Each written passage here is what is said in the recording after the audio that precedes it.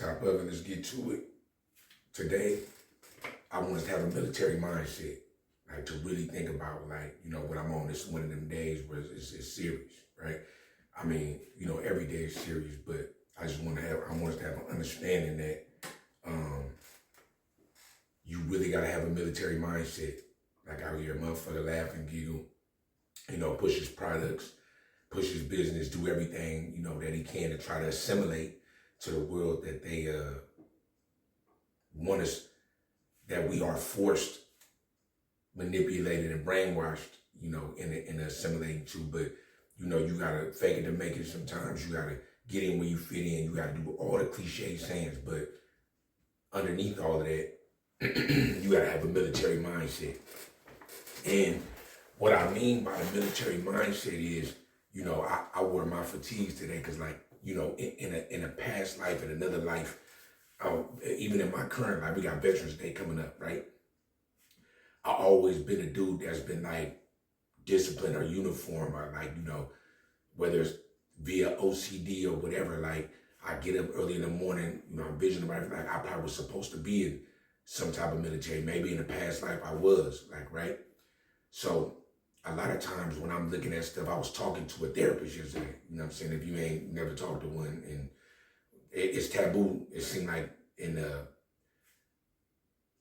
African American and Latino cultures to seek mental therapies, but we all traumatized. We all got shit going on. We all veterans.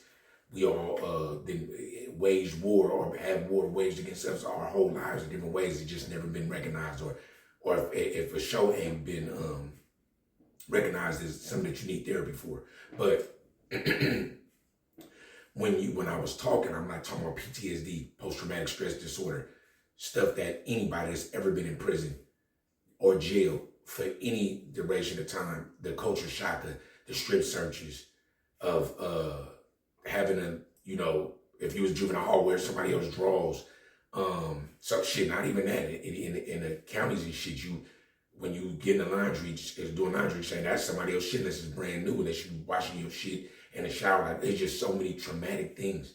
People that come to visit you, the line they gotta go through, if they get stripped out, if they get past search, all these things that cause post-traumatic stress, just when they gotta just do a re-entry, coming home, recidivism, why we go back, all that shit is real. But the military mindset, like, right? And I told you, like, this FBNF, this Freed But Not Free, the focus of it, is I'm talking to people that's fresh out of prison, that's still in prison.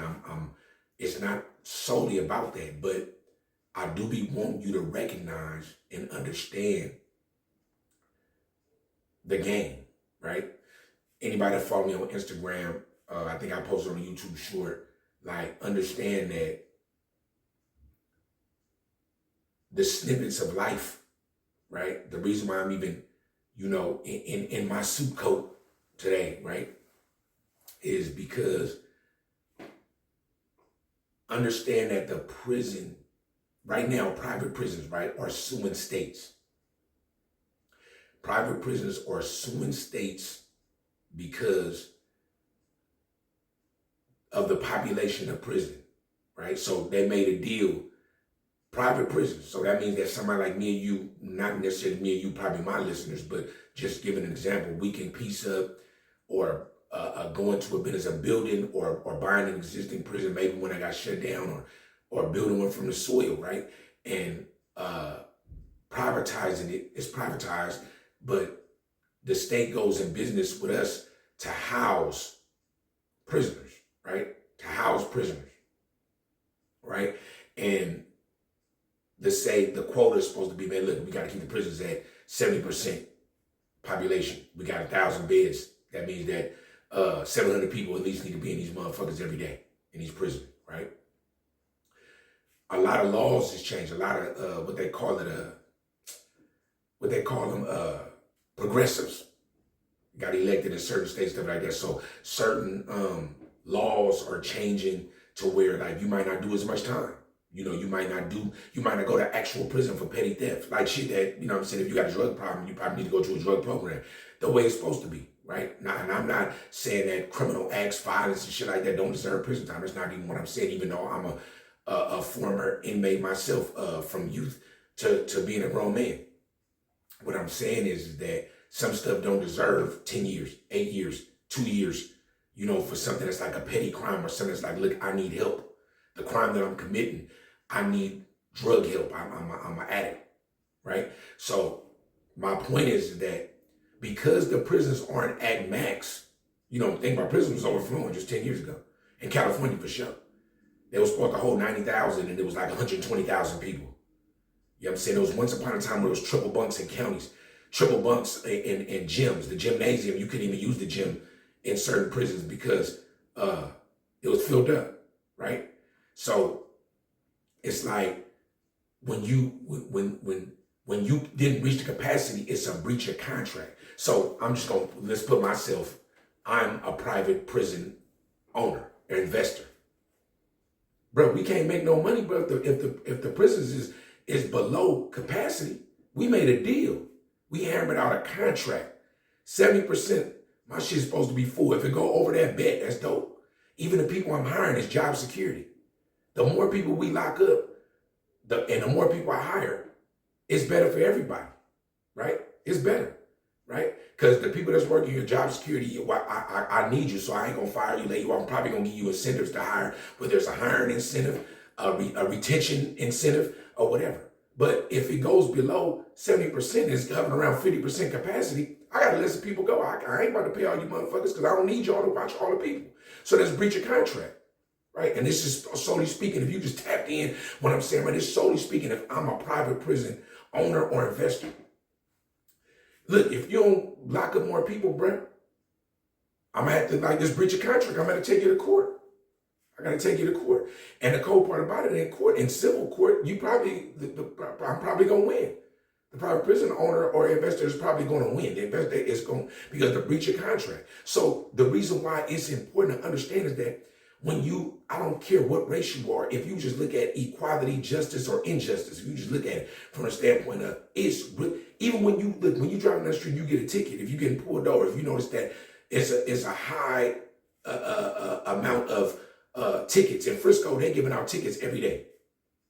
In San Francisco, they're giving out parking tickets, double parking. Listen, I got a warning ticket for driving 37 miles per hour in a 25 zone.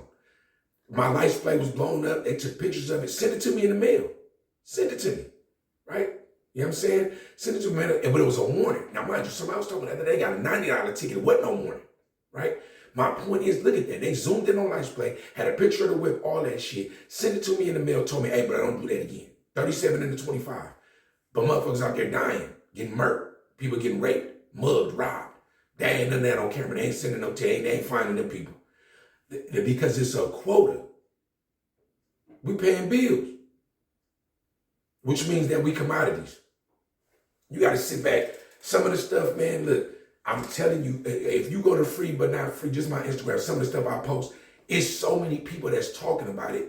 And they getting a lot of views and stuff that I have no idea if they running ad campaigns, using bots, or people really tapping in, right? But it's so many people talking about it, but it seems like it ain't enough people listening. We are commodities. If the states can sue, if the states can be sued by a prison owner, you got to think about that too. The states should be the ones running the prisons. You mean to tell me that you can invest in private prisons? Of course, I know that. I don't know if you knew that, right? Just the average listener, right? The average viewer, right? But if they like, look, bro, you need to arrest more people. That means that if less people are committing crimes to either do prison time or crime rates are really going down, right? Presidents got a crime rate going down. Governors and mayors got up and we got the crime rate down. But if you got private prison owners and their investment is the prison, you need bodies. You got to have bodies. You got to have bodies on them bunks, right? You in the county, you got to have people in there that's fighting cases for years. You got to look at the setup of it. That's why that's why even if you look at death row in whatever states, it's dudes that spend, in California, people are not getting executed no more. It's a moratorium on it. It's not necessarily abolished, but it's a moratorium. Nobody got it, I think since Tookie, I think one female got executed. I think Tookie was like one of the last people. Rest in peace to Tookie. If you don't know about Tookie, look it up, right? Listen, people have gotten murdered on death row, and after they got murdered, executed, murdered, that's what it is, you call it execution, assassinated, it come out later on DNA, exonerated. Some witness or somebody lied or some key evidence. It's people that spent 35 years about to get executed, 40 years, 25. All this stuff is public knowledge. All this stuff is posted on social media sites, and some evidence came up. Because 30 years ago, 35 years ago, DNA was just getting collected. It was no database. It was a database. It was no system that actually really dug back and tested. Or some courts was like, I'm not going to allow it. I know that doesn't, it's not relevant, right? And you mean to tell me that people that's getting out 30 years later already got executed, right? From some science catching up to whatever, that means that historically, we, criminals, Africans, blacks, Latinos, some white people too, right? It's a disparity, but I'm not into that right now, is that the powers that be are arresting people, slapping cases on them, from petty stuff to murder to everything, right? Because it's a quota that has to be met. Not all the time. Not all the time. There's people really out there doing fucked up shit and they getting banged for it. Rightly so, justifiably so. But it's a lot of stuff going on that lets you know that we are commodities. In America, we are commodities. When we was enslaved, we were commodities. We weren't brought over here because we was human. If you look at the Willie Lynch syndrome, if you study that, if you look at the way that we were traded, we was actually traded like the stock market. We are commodities. To this day, we are still slaves. You are a slave. We are commodities. The GDP grow in America and most everywhere. The reason why you got to get up and go to work every day, because you are a commodity. You are a part of this. It's history in it. You got to really, for real, learn, unlearn, and relearn. Learn from whatever you, elementary school up into high school. That's what you was learning, the Pledge of Allegiance, all the indoctrinations, all the brainwashing. One day you got to get woke. You know, it's funny because even in politics, they go woke, the left woke. You talk about Trump and all. I'm talking about the woke was once dope. You know, we was talking about that the other day. I was saying, when you was woke, that mean that you finally got it. You clout. Words like clout, you clout chasing. When I was growing up, clout meant that if you had clout, it was like juice. Visual, when you had the juice, man, that nigga got juice. That means you got plug in the hood. When you had clout, that means you was somebody. And you got clout, man, bro, I got clout. I ain't gonna lie, man. That mean that you was somebody. That mean that you embodied something, like, you know what I'm saying, that you knew what the fuck was going on. You was elevated, right? All the terminology gets changed and twisted to be something negative. To be woke means that what you mean. To be unlocked, to be woke. That's dope, right? So right now, in the age of information, if you don't know half the stuff I'm talking about, right, then you sleep, right? So when you sleep, when you getting REM sleep in real life, you rejuvenated. Like you replenishing, you know, your physicality, you replenishing your brain to get up tomorrow, you recharging, right? For you to wake up and do what you do. So how could being woke be negative? Don't let the politics and the propaganda of television and whatever they're talking about fool. You need to be woke. Ain't nothing wrong with being woke. Wake your game up. Wake it up, right? Everything that you touch, everything that you pay for, even the money that you make, it comes in your pocket to go right out. To be paid in taxes, to be paid, Thanksgiving coming up. Everybody gonna celebrate that. They don't care about the EBT and whatever crashing that's going on with funds that people really can't eat. People gonna still go celebrate Thanksgiving. I'm gonna be one of them because my family invite me to go eat. I'm going. I'm just gonna eat. Christmas, they gonna do that. You gonna spend, you gonna put the money that you just made, you gonna put it right back in their pockets. So if the prison system can be privatized, right? It can be privatized, and a private owner of a prison can sue a state and probably in turn the government, right? Because some, they got private prisons in the feds too. They had closed them for a minute, but I think like, it's one in Vegas that it's a private prison. They open them back up. It's some private ones too in the feds. You can buy in. If I tell you, hey, bro, there ain't enough bodies in here, and you like, look, I ain't trying to pay you shit, what you gonna go do? Think about it for a minute. If you tell me, bro, I'm suing you, bro, if you don't do what you gotta do, if you don't pay me, if you don't make sure my shit is full, if you breach this contract, what you gonna do? Bet don't trip, but don't fuck that. I ain't paying you nothing. I'm gonna make it happen. You about to go out and hit the streets. Think about it. Even the ICE raids, you go round up all them immigrants, you gonna stick them where? They gotta go somewhere. You about to replenish the pockets with the souls of people. This is real. It's real. To the people that know, man, if you know, you know, man. If you know, you know, right? If you don't know, stay tapped in and listen. It's real. This shit is real, man. You got to really understand, like, you know what I'm saying, what's going on every day, right? So,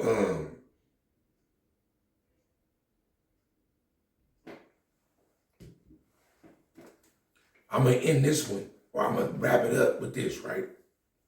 I was looking at my phone, because like I'm a dude that be like, you know what I'm saying, I got, you know what I'm saying, I be thinking about little notes and stuff like that, right? Right?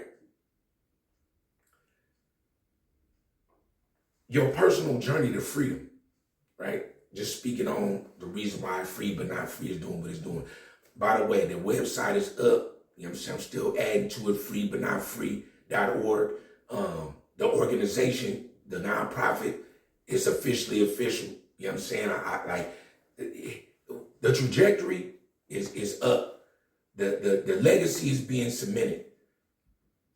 And not to ride my own dick, but I'm truly doing some amazing shit right now. I'm about 110 days, 115 days out, somewhere around like that approximation. It's elevated. For the people that don't tap in and tune in, that know me personally, I don't know what's wrong with you, right? I don't know if I got to put my glasses on to get serious for a minute, right? When I put these on, bro, listen, when I put these on, bro, it's real. When I put these on, it's real, right? So, listen, right? I'm talking about. Listen, right? The personal journey is real. Stuff is official, right? But my journey, the way I put it together, is personal in the sense of I'm the one doing it. But it's for everybody, right? Workshops, about to start all that so you can learn, unlearn, and relearn, right? You know what I'm saying? That's another little offshoot subsidiary of what a motherfucker about to do. You know what I'm saying? Everything is coming together. Like, pretty soon when you tap into the website, there's going to be merch for you to buy. Shout out to my boy, Rich Body at JL. We about to come together on something. It's about to be merch. It's about to be true workshops. I'm about to try to see if I can buy into something else. But the journey that is truly remarkable in this amount of time that I'm able to build, right? Every time you see me, I'm going to try to have a different element, a new element. It's coming. It's real, right? I'm going to step my camera game up. I got it's other interviews coming. My boy Elias, we going to tap in on some other stuff. I've been doing me right now to build the content. But it's other interviews. So part 2 with Nisha Jackson coming, with some Mac Dre type, you know, some Thiz elements in it. We didn't even get to everything in the first interview. I got some of my peers coming in, stepping in, do some interviews with me on some reentry recidivism stuff. It's a whole lot to come in. It ain't gonna just be me sitting. I'm gonna get co-hosts. I'm gonna be interviewing some other people. It's big. It's big. It's bigger than it look like right now. But I got a lot of stuff hosted. We just building content. Trust the process, right?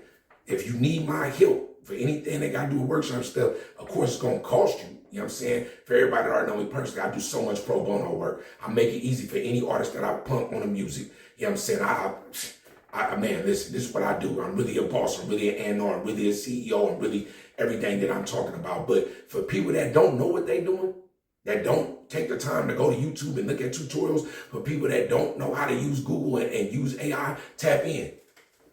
I got the game for you for a fee. And my prices is low. Like, you know what I'm saying? If I love what the project is, I do it for free. But just know that what I'm doing is truly remarkable, right? A lot of it is so simple. A child could do it. But everybody in admin, some people just want to be the star. They don't want to do the admin. I'm a jack of all trades. I love to do both. Stay tapped in. Know that you a commodity in this shit.